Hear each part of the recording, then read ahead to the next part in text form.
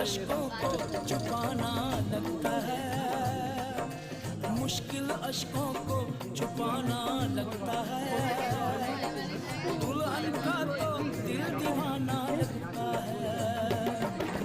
पल भर में कैसे बदलते हैं रिश्ते, अब तो हर अपना बेगाना लगता है।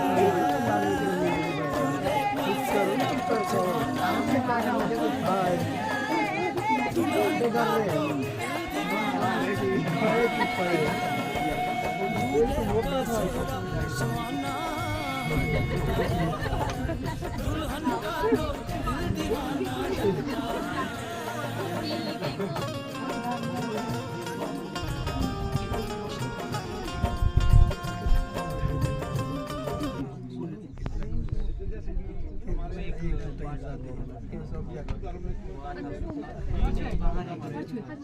यहाँ 8 प्रकार के विवाह बताए गए हैं, ठीक है जी।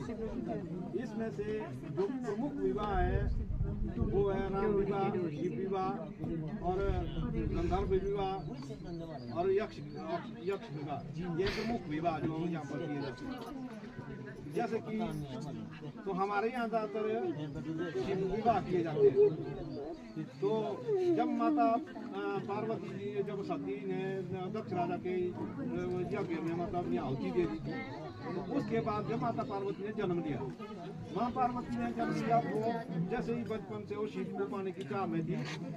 अब शिव जी, अब उसको शिव के पाने की चाह थी। अब जब उसने अपने माता पिता से आगे दी कि भाई मैं तो शिव को ही पाऊंगी, तो वो उस शिव पार्वती जी ने क्या किया, तो नदी के किनारे वो जाती थी, वहाँ पर रोज इस तरह का यज्ञ बनाती थी, अपने आप इस तरह का यज्ञ बनाती थी वो। तो फिर और रोज जो है मतलब उसके चारों ओर फेरे लगाती थी और इस तरह की अपनी तपस्या कर रही थी। एक दिन क्या हुआ, शिव जी भगवान और पार्वती जी के उस तपस्या से प्रसन्न हो गए। और तो आगे आगे जैसे पार्वती चल रही थी, तो पीछे पीछे से शिव जी भी उसके पीछे फेरे करने लगे।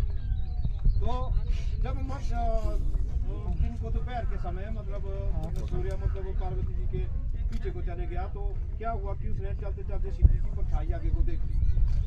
तब जाके उसने देखा, पीछे को मुड़ करके देखा कि भाई वो तो मेरे स्वामी है, ये तो मेरे स्वामी है कि पीछे मेरे पीछे चल रहे। तो उसने अब पार्वती जी ने कहा कि भाई मैं तो आपको ही पाने के लिए तपस्या कर रही थी, आज मैंने आपको पा लिया है, इसलिए स्वामी मैं आपकी अर्धांगिनी हूँ और आपसे मतलब आपके नक्शे कदम पर आज से मैं चलूंगी, जिस तरह से आप बताएंगे। तो